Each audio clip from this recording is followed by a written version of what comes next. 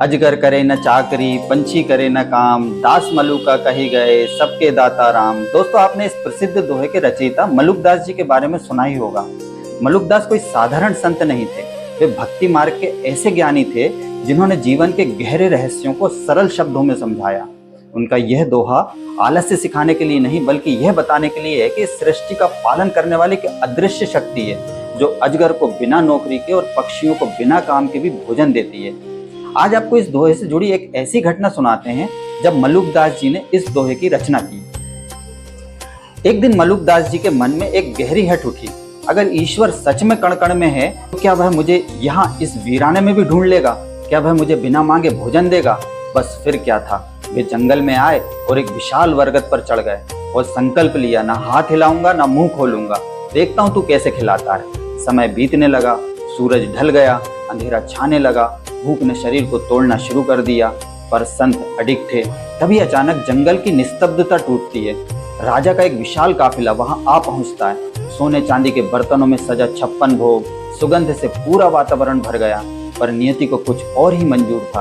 डाकुओं के डर से राजा का काफिला सब कुछ वहीं छोड़कर भाग गया। अब नीचे स्वादिष्ट भोजन सजा था और ऊपर संत की जिद भी उतनी ही दृढ़ थी। इतने में झाड़ियों से निकलते हैं खूंखार डाकू, हाथों में तलवारें, आंखों में शक। सरदार गर्जा, यह कोई चाल है? इस वीरान जंगल में इतना कीमती खाना जरूर जहर है। तभी एक डाकू की नजर ऊपर गई। सरदार देखो, ऊपर कोई छिपा है। उन्होंने मलुकदास को नीचे उतारा। भूख से निढाल शरीर पर आंखों में वही अडिग विश्वास। सरदार ने तलवार गर्दन पर रखी। सच बता, इस खाने में जहर है? पहले तू खाएगा।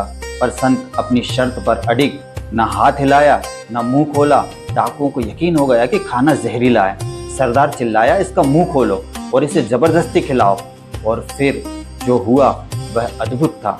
डाकुओं ने उनके हाथ पकड़े, जबड़ा जबरन खोला और बड़े बड़े ग्रास उनके मुंह में ठूसने लगे। जिस संत ने संकल्प लिया था कि वह खुद हाथ नहीं उठाएगा, उसे स्वयं कुदरत ने अपने हाथों से खिला दिया। जब पेट भर गया मलुकदास जी का तो आंखों से आंसू बह निकले। उन्होंने आकाश की ओर देखा और मन ही मन कहा, वाह मेरे प्रभु, मैं हाथ नहीं उठाना चाहता था तो तूने दूसरों से उठवा दिया। मैं मुंह नहीं खोलना चाहता था तो तूने मजबूरी में खुलवा दिया। तू खिलाता भी है और खिलाने के लिए साधन भी खुद बना देता है। यह सुनकर डाकू स्तब्ध रह गए। उनकी तलवारें नीचे झुक गईं। वे समझ गए यह कोई साधारण व्यक्ति नहीं, एक सिद्ध संत हैं। सब उनके चरणों में गिर पड़े। दोस्तों, इस कथा का अर्थ यह बिल्कुल नहीं है कि हम काम करना छोड़ दें, जिम्मेदारियों से भाग जाएं और बस बैठे रहें कि भगवान सब कर देगा। बल्कि सार यह है, कर्म करना हमारा धर्म है, लेकिन फल का अहंकार छोड़ देना ही भक्ति है। मलुकदास यह नहीं सिखाते कि आलस्य करो।